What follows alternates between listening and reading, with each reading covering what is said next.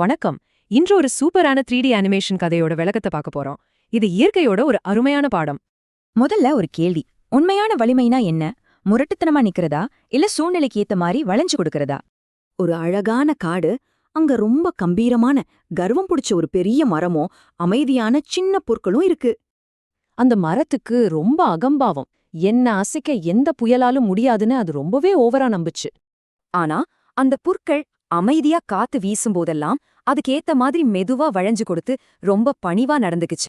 திடீர்னு வானம் இருட்டி பயங்கரமான இடி மின்னலோட ஒரு மிகப்பெரிய புயல் அந்த காட்டையே தாக்குது. இப்போ கவனிங்க, அந்த மரம் முரட்டுத்தனமா காத்தை எதிர்க்க, புற்கள் ரொம்ப அழகா காத்தோட காத்தா வளைஞ்சு கொடுக்குது.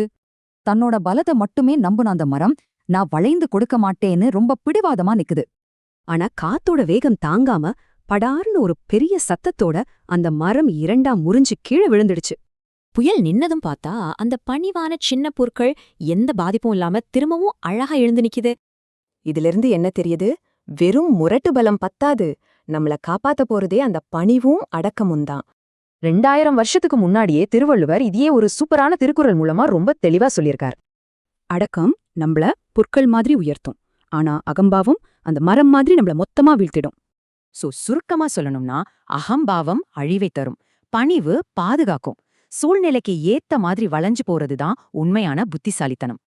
உங்க வாழ்க்கையில அடுத்த புயல் வரும்போது மரம் மாதிரி முரட்டுத்தனமா நிக்க போறீங்களா, இல்ல புல்லு மாதிரி வளைஞ்சு கொடுக்க போறீங்களா?